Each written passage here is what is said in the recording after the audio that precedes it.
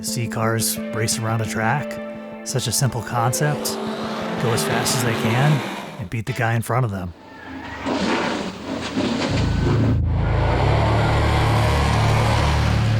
There's nothing like being in that race car on the edge. At 57 years old, I still like it. It's like when you just do something long enough, you almost feel like you have to do it. The pure adrenaline to controlling something that's 880 horsepower and running straight at a wall and turn left. And controlling something that's just uncontrollable is why you get up and do what you do every day to drive a race car. We're friends in the pits, and it kind of ends there. When it comes time to go green, it's game on.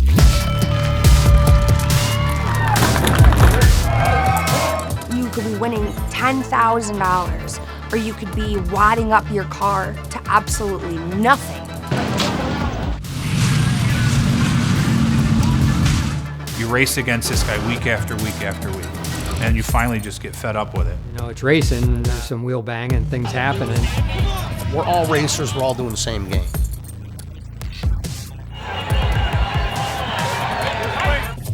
The crews come down, the girlfriends come down.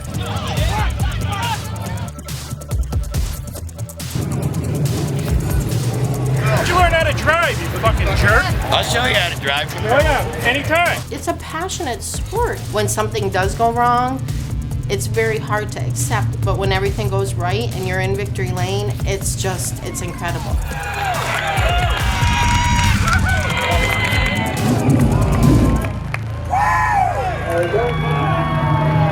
Everybody's screaming at you, and it's like, I'll see you next week.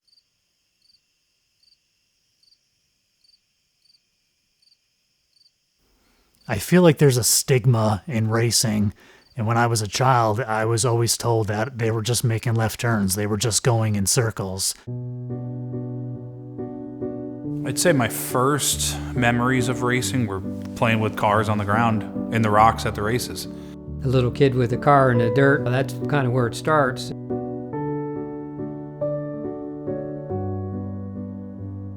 My grandfather, who we called Pop, really started this whole thing. He fought in the Korean War in 1953, and that same year, a racetrack called Lebanon Valley Speedway opened up about an hour from where he grew up. When he came back home, him and his brothers were looking for something to do, and they didn't have a lot of money, so this was something that they could do together as a family, and they could do it pretty cheaply as well. And then when my father came along and I came along, we all went together, and we all went together as a family. Every Saturday night, that's what we did. Pop was a plumber, and he could be very loud and obnoxious. I know how to run one of them.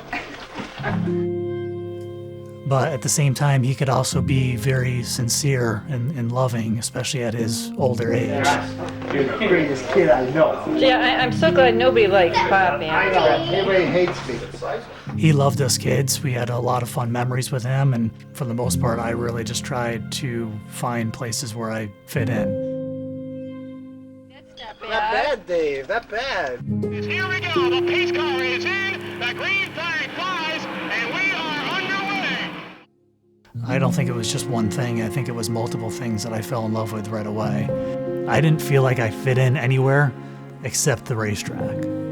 Being close to the fence and having the cars roar by you was a tremendous impact for me as a 5-year-old. That was really one of the first impressions of racing that never left. After the first racing season, a couple months after in December, my mom was driving me to preschool, and she drove off the road, had a seizure, and we flipped off the road. They called it one of the worst single-car accidents in Connecticut history where no one died. And here I am at the Christmas table, worrying about missing the start of racing season while I have a broken leg and broken arm.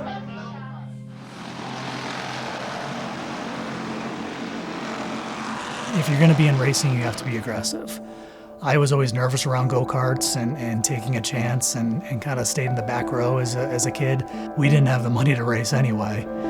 So I always thought the next best thing was to talk to the drivers that do. Be best friends with these guys and learn about them. And I got involved in public access because it was free and they gave us equipment. So we did a show called The Daredevil Dave Show to start in public access. And then that following season, we did a show called The Dirt Roundup.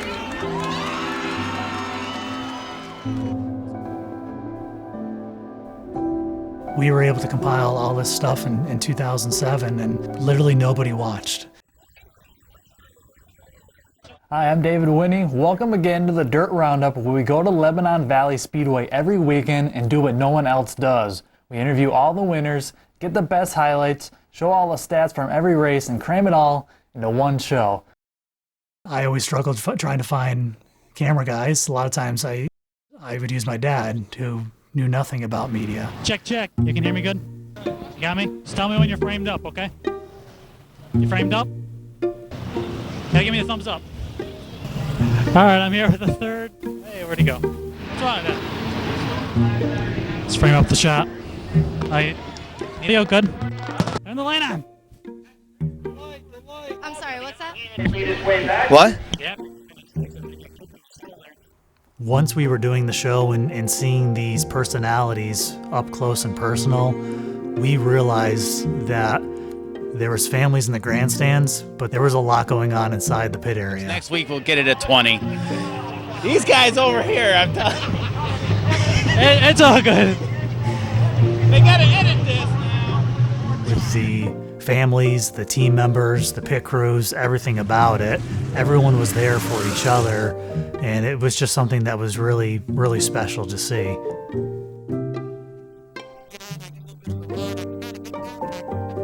Pop didn't always have a favorite, but if he did have a favorite driver, I think Eddie Marshall was probably his favorite driver because he was just a true gentleman and a good person for the sport. Hi, I'm Eddie Marshall with a Marshall Oil 98 here with David Whitney from Race Day Roundup. Or is it Dirt Roundup? Dirt Roundup. Dirt Roundup. One more. Hi, I'm Eddie Marshall with a Marshall Oil 98 here with David Whitney with Dirt what?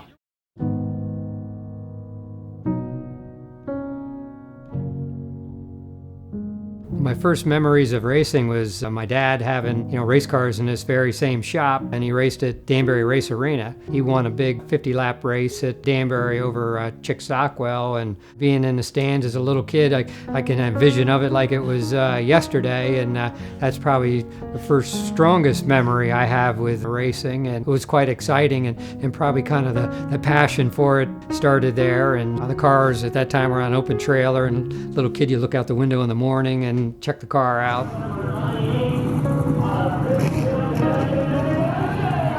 As a fan going there, I'm sure that's why you get generations of people going back watching all the time, because it is quite exciting. How you doing? I'm Andy Bicchetti, the driver of the number 4 Albreda Waste car. What's my kick line there?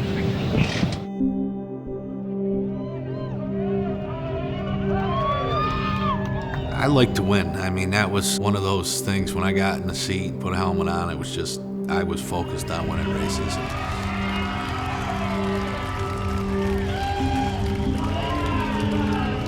The camaraderie in the pits and just drove me to, where I am today. Oh, there too. When you interview me.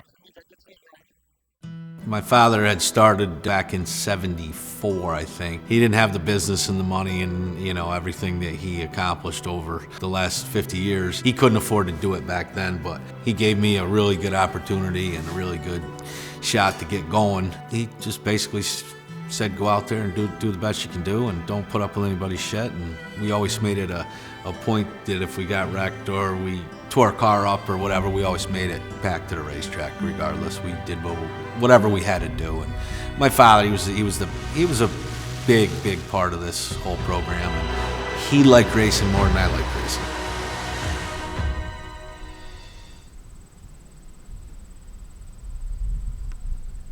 Paul LaRochelle always made time for me, whether he was winning or losing or getting Matt on the front stretch, he gave me the time. Check, check, check, check, check.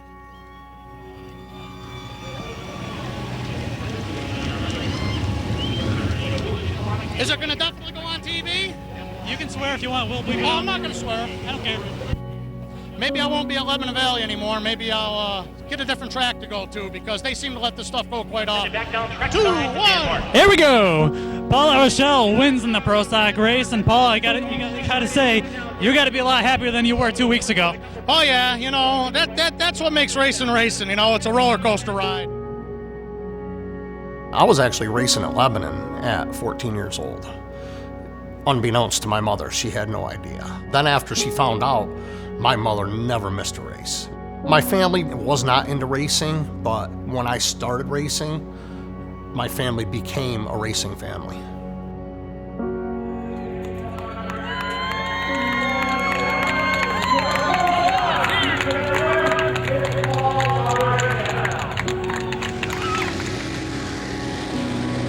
A lot of kids I went to school with that went to the races because their fathers were into it. You know, he started racing at 7 years old in go-karts. You talk about a motorhead growing up. That kid was driving a golf cart around our yard in Dalton at like 2.5 years old. I'll probably be in my car for about another 4 to 5 years when he's old enough. I'm hoping to hand it over to him and I can be the crew chief. Enjoy life a little bit. Some people are born into it, some people choose it, but folks like me were born into it. I think I was pretty much conceived after my dad's Eastern States win in 1978, as I was born 9 months later. I like to consider myself his trophy baby, if you will. So he was a good role model and just people loved him. By the time I was born, my dad had already been through his heyday. He'd already won all the big races. He was my world, you know. I cherished him and worshiped him and loved everything about him. But people really didn't know much about racing, and not only that, kids are kind of like, you're watching cars go in circles. Like, what's enjoyable about that? They couldn't understand why I wasn't at a prom or a dance or, you know, homecoming basketball or football games, I should say. I didn't go to any of that stuff because I was at the races. Is there a special moment or a story that you can remember you had that for you where you're like, I want to do this? I could tell you exactly when this was. I was like, I want to be a part of this. 2003, the eve of destruction at Lebanon Valley. It was the first time me, my mom, and my sister had all been at the track together. Back in the day, they used to have the pro stock class and the street stock class race. Danny Sanchez now looking to heat things up down on the inside. The battle is back there for third spot as Paul LaRochelle has worked down to the inside of Danny Sanchez. My dad had passed Eddie Bichon on the last lap. They're wheel to wheel. They touch and turn number 3 and around goes Bichon. And they made a little bit of contact and my dad won the race. Checkered flag is out. Danny Sanchez picks up the win. Second. And I was so excited. I had some of my friends there, but just to be there, you know, as a kid, I probably didn't realize this, right? You know, that it was the first time me, my mom, my dad, him, my little sister, we're all at the track at the same time for the first time, and my dad had won the race, so that's still my favorite race. This is my little man Dan right here, my little girl Lisa, and my wife Samantha. Look at that, the whole family's down here ready to go. First time all together to a race. You pour your entire heart and soul into the race car and racing on the weekends, and it's something that I've gotten from my grandfather and my dad, and to have them, you know, helping me on the car and making memories, it's really cool to be able to continue to do this with my dad.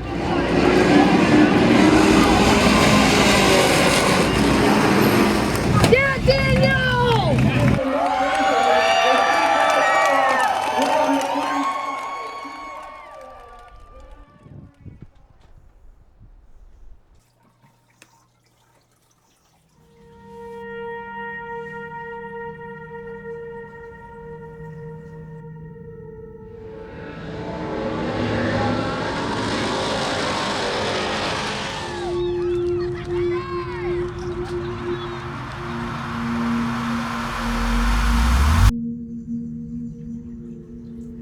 It's a whole experience getting to go over there to the track. It's not just watching cars go around at the track. There's hundreds of people out there and everybody's rooting for different people, but it just creates an environment that's just overall an experience that's so cool and it's fun and the energy is high. And it's just, ever since I was a kid, I always enjoyed it.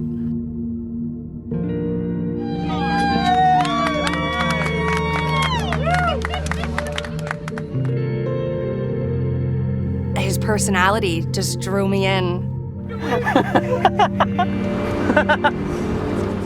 Just the way he lived life. He just took life by the reins, and he helped me grow into being that kind of a person. Now the division is loaded with drivers who have been racing for a long time. Guys like Eddie Marshall, Kenny Tremont, and Dickie Larkin. And I'm sure they all remember the night where they took home their very first checkered flag. One guy that will certainly remember their first win is Kyle Sheldon. The 18-year-old driver was in the spotlight last Saturday night. Let's show you why and what he did on the high banks. I mean, I'm 18 years old, out racing with these guys that have been doing it for their life. I mean, I can actually win this. It's just awesome. It's absolutely awesome. It was the second race of the year I won. Then it rained out. Then my dad won. I finished 5th after I won that second race back. I was like, oh my God, this is so easy. Like, I can do this. And then, you know, how racing careers go, it's very hard to win.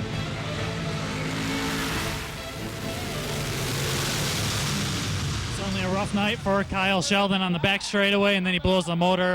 Can you explain your night for us? Well, it started since lap 1, going in turn 1. I got hit from behind, so we ended up going over top of the berm, hitting the guy on the bottom.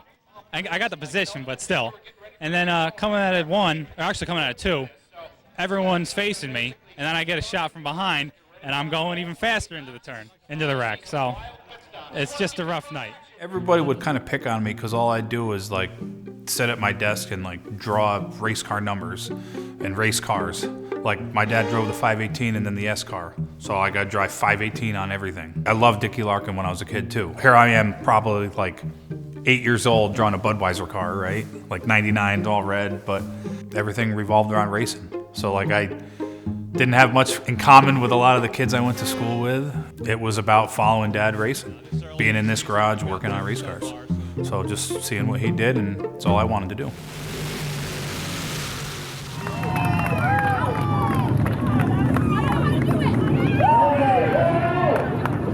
When you explain to somebody what it is you're doing in Connecticut, you go, oh, I race dirt modifieds, and they go, is that like NASCAR? I've met passionate people that play all different sports, but I've never met people as passionate as race car drivers.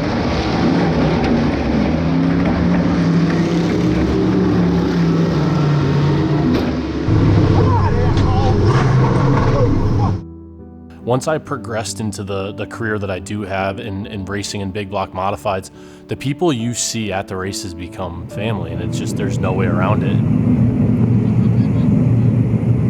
RJ's upset right now. I missed the video. What are you doing?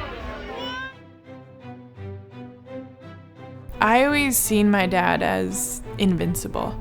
He could do anything.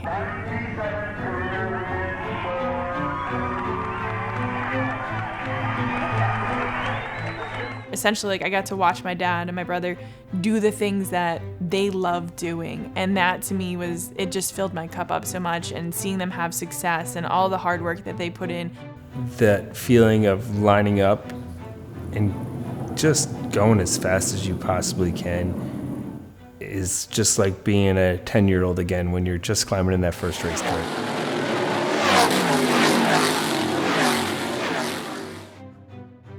We went to the races. I mean, that's what we did, right? We've done it every weekend since forever. You think about stick and ball sports, right? You can train your kids, you can be a part of their life, you can make them better, but in racing you can actually control how good they actually are by working on the car harder or changing it. So the connection between a parent and a child might even be more beneficial than, let's say, a stick and ball sport, because you have that factor into racing where you actually help and control the speed that your kids are going because you're putting that time and effort in. to make that car faster.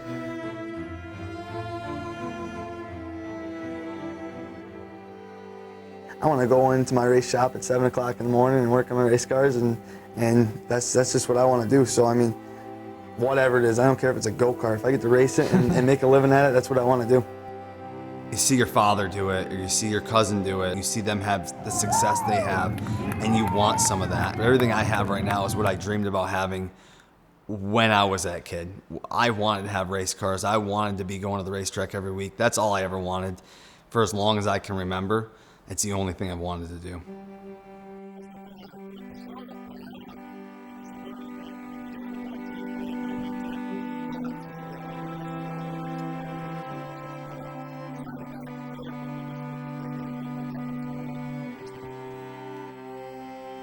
Did good. No, I meant out there.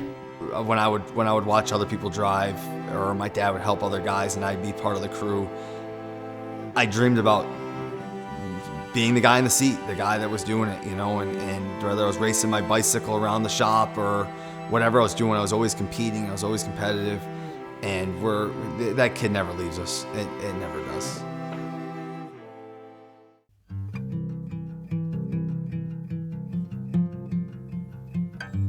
Today, no matter where you go, they remember you. From somewhere or someplace you've been, as soon as they hear my name, you know, they say, oh, you raced at Lebanon Valley.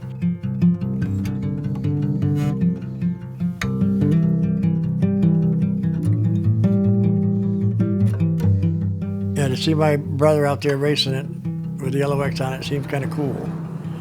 Keeping up the legend. I always told him he'd never be as good as I was. That's kind of a private joke. I started racing go-karts myself. We raced at Albany, Saratoga, and Devil's Bowl, High Groove Speedway up in Winchester, New Hampshire. Did that for a few years, and I said, I want to try one of these sportsman cars. So I jumped right into an open-wheel sportsman car. I learned a lot in a hurry.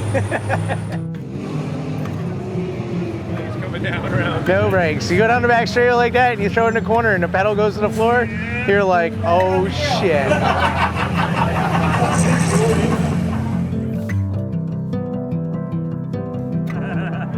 So I guess I only needed one lap. Well, Jesus, one and done. My NASCAR spotter texted me, or he called me while I was out there and said, "You're good. Shut her down, boy." We're here to have fun. We're here to do good. But we're also here to do good and have a good time doing it. And when you can't go out and have a good time doing something, you ain't never gonna do good. So it's just kind of everything just kind of has to roll and flow, and you'll have fun and you'll have a good time and you'll do better. So.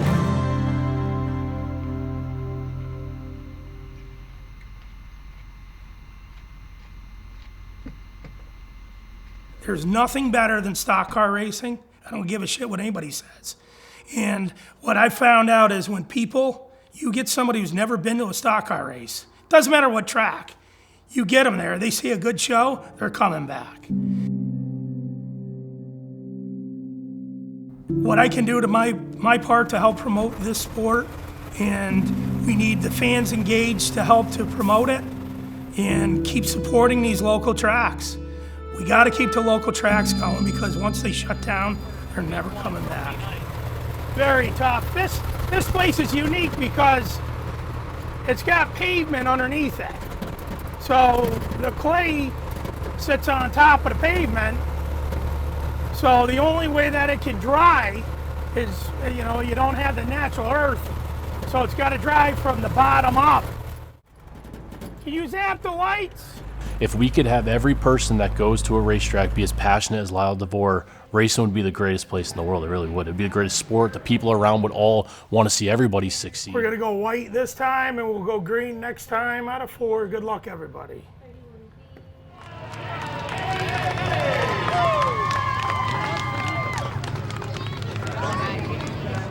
My kids are involved, and a lot of my friends and stuff, and it's definitely a family-oriented sport for sure. And without that, I don't think it'd be as much fun.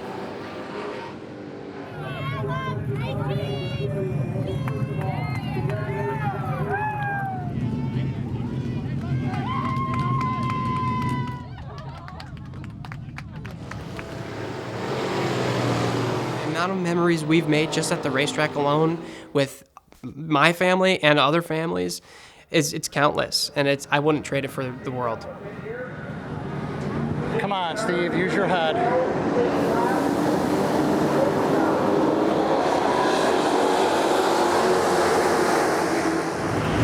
I told you to get a top 5. I got a top 5. I didn't want you to fuck the car up, though. I didn't touch anybody. Look what you done to the front. That was me touching the track. You said you hit the berm. Now your foot's on the fucking thing. I thought you grabbed it. Everybody said, you know, he was a mini me, but he was a way better version of me than I ever dreamed of being. But he was always fun. He was always bubbly. He was always joking around. I mean, you got to know him pretty well. Now, you're a racer yourself. Tell a little bit about your racing career so far. Well, I race go-karts over at Dodge City Speedway in Cobleskill, New York. So far, I have 8 career wins, and I started racing when I was 9 years old. Afraid of nothing, zero fear. From probably the earliest time he can remember, there was always race cars. There was always race cars. And he showed a lot of talent. All right, Steve, so what are we doing right now? What's going on? We are on our way to go pick up a tractor from a friend of ours because we just got a car in on trade that's a cheap old junker, and it'd make a good field car, and I think we could catch some serious air with it. We gotta go make a jump. Is it recording? What's this? Yep. It's going. Yep. That weekend was a wild one. So he had a collection of different cars. That's a really big hill right there. And he would build jumps. Oh, this is terrifying.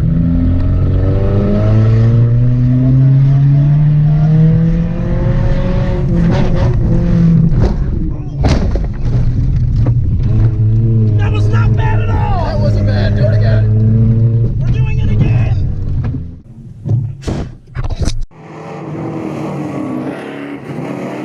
You know, we raced together for a while. I kind of got tired of getting my ass kicked by him. I said, you know what, I'm gonna put all my energy into his car. And then he really became really fast.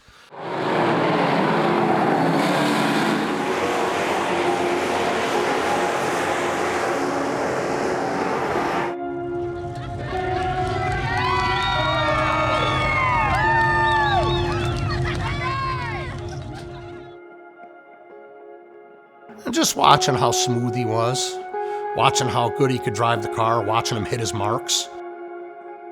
It was just the way he would race these guys who'd been racing forever. Steve and I even had a little bit of a rivalry ourselves, watching our dads have a rivalry, and it kind of carried over to us. He didn't give a shit. But he'd say it with a smile. You know what I mean? He'd make you laugh when he said it to you.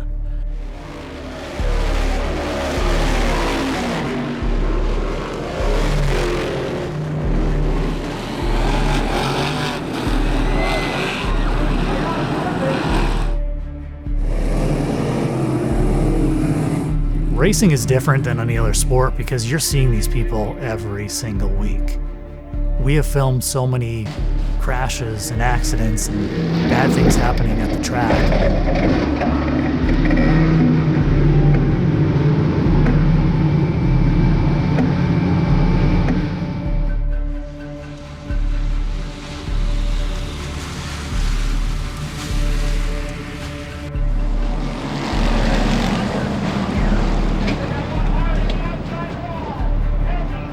It's always amazing to see the crowd that forms around the track when something bad does happen, because that's their fellow racer, that's their fellow friend, that's their competitor, but they can put their differences aside and they want to go there and see if their friend's okay.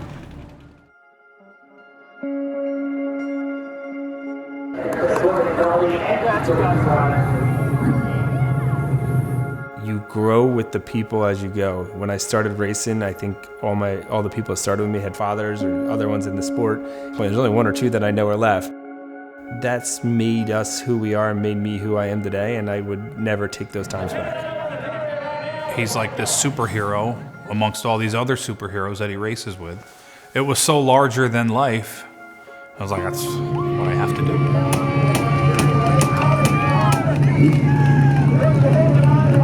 How cool is it that your son wins a couple weeks ago and you come back and you put both Sheldon names at the victory lane? If I keep talking about my son, I'll get all choked up again. But to follow him on a Saturday night, it's pretty neat. It's a neat feeling. And he had a great run tonight. It was top 5. Being able to do this with my dad and just make these memories that we're making every weekend, looking at things too, I mean, it doesn't last forever.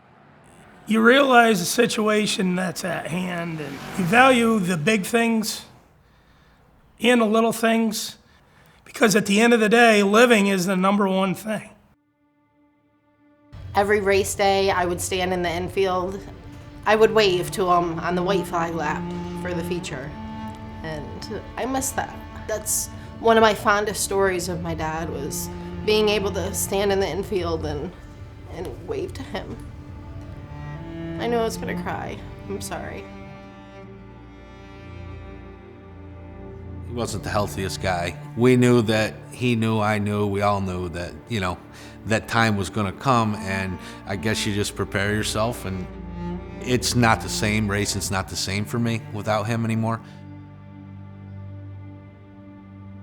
But I think about Jason Harrington a lot, and when you have somebody that's so important in your life and that person is gone, it could be a flash away and those people can be gone, and I would do anything to go back to it. You don't realize people that you've seen sick before, you never pay any attention. This never could happen to me. And then when it does happen to you, it kind of blows your mind, and it kind of gives you a curveball. I would trade everything to feel the way I used to feel for one day. People don't understand, when you got your health, you've got everything. And without your health, everything is second fiddle.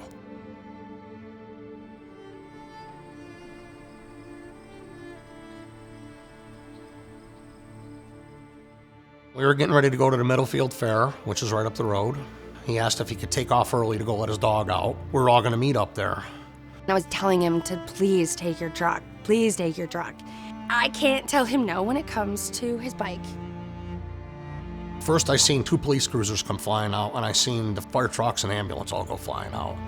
And I said to myself, man, somebody's having a bad day, and it was us. Yep, just give me a minute.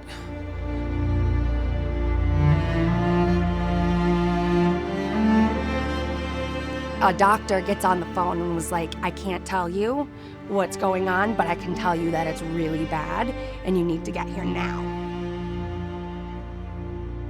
Something you never want to hear. But yeah, it happened. Worst day of my life.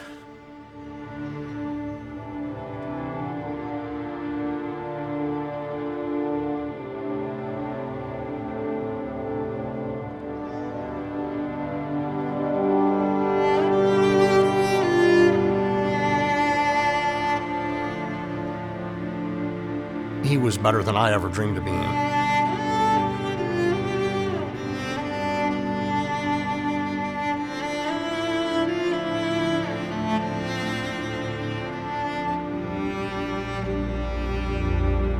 I didn't know what to do with myself, because not only was he my husband, but he was my best friend.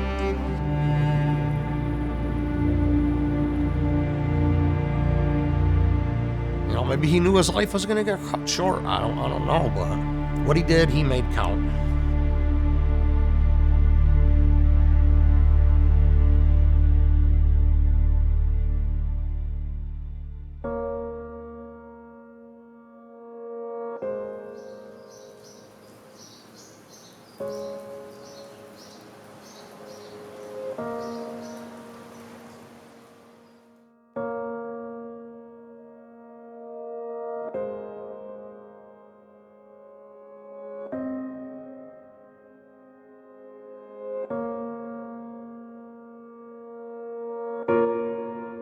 You get used to cars parked near you in the pits, and then all of a sudden they're gone. You go to a football game, once a year, baseball game once a year, whatever. You don't, for us, it's you're racing against these people every week. You might not be best friends with them, but you race against them.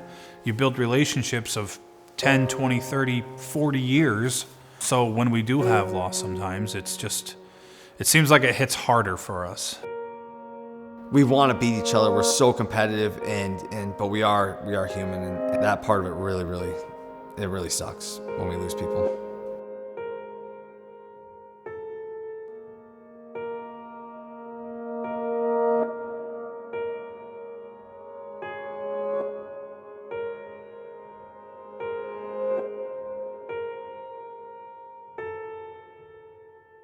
I was trying to spend as much time with my dad every weekend because I knew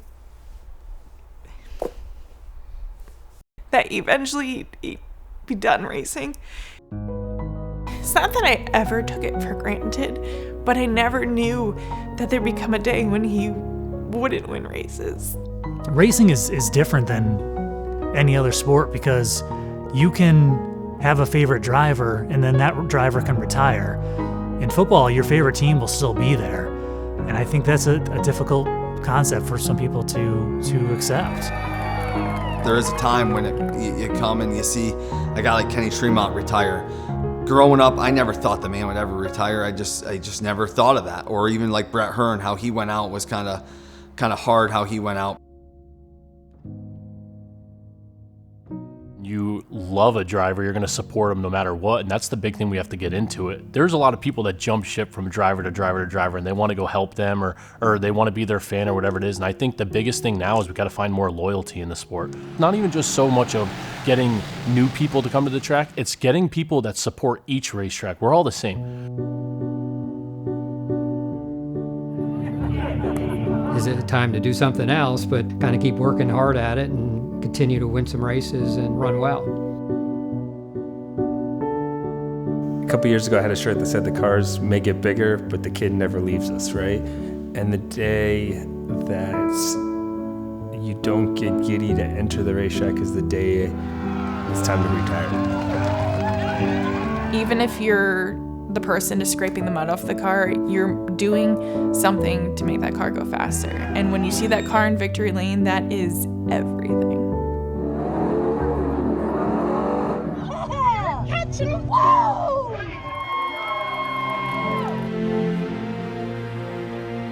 My father had died in February, and we came out of the box and won that opening night, and that was pretty special for me. He would have been there. He was with me that night, for sure. We're going to do whatever we have to do to just spend some time together, make some awesome memories, and just do what we love to do. I mean, our favorite thing in the world is racing. We get to do what we love.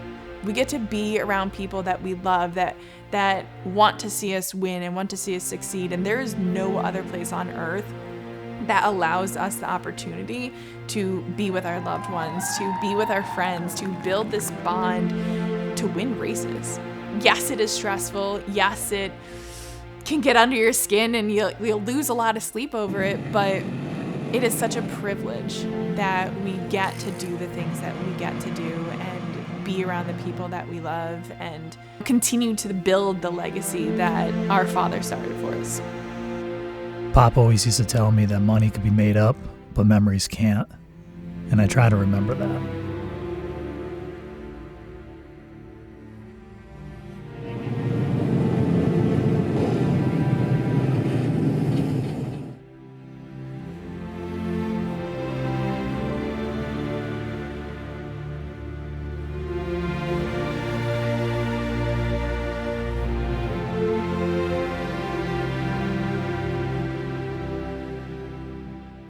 When we realized that Steve was gone, I still went to the track. We went to the racetrack on the way home because we were driving by. I didn't know what to do with myself because it was quiet, and that's what we would have done. I'll never forget Ed Harkins, our holy man at the racetrack, my buddy.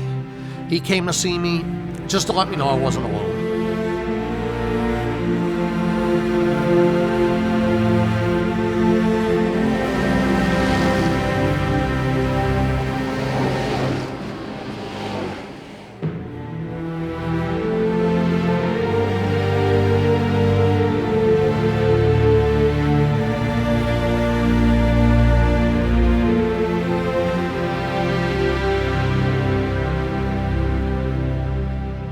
I want people to know how special racing is and how special the people who are a part of racing make it special. There is always that competitor, there is always that person at the track that you can cheer for and get to know and become a fan and enjoy it for generations to come.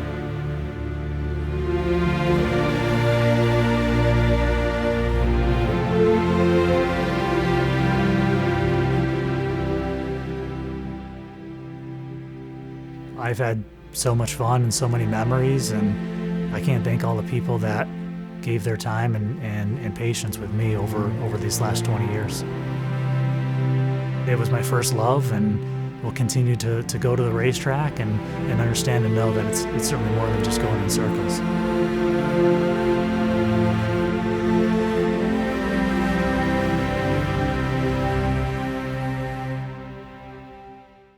Hi, I'm Eddie Marshall with Marshall Oil 98, and you're watching Dirt Roundup.